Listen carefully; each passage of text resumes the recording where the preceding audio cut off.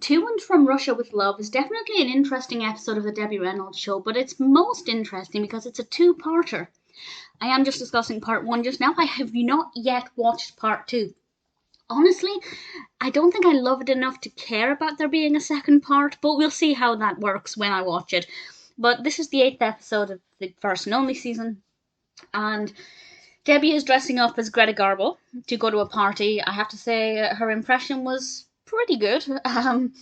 And somebody enters her home who's wearing very similar clothing, and this woman says she's looking for Debbie's husband, and she disconnects the phones so they can't phone for help, and it's quite uncertain what's happening or who this woman is. And I'd say after about maybe a third of the way through, it's revealed who she is, but I won't spoil it or anything. But I definitely didn't see it coming, and I really had no idea what direction this narrative was going to take. And I have to say, because of that, I found it to be quite engaging.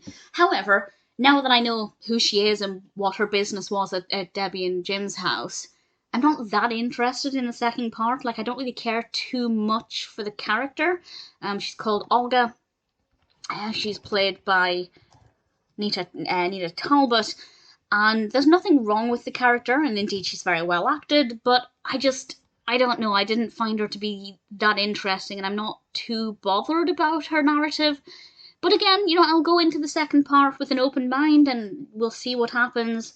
But I feel like this could have wrapped itself up in one episode. But I will reserve judgment until I've actually seen the second part. I can't really review it before I've seen it.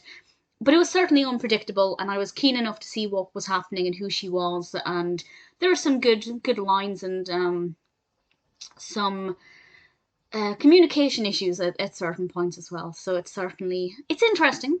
I didn't think there'd be enough to sustain a second part, but we'll see. To and From Russia with Love is definitely very peculiar, and I think it worked.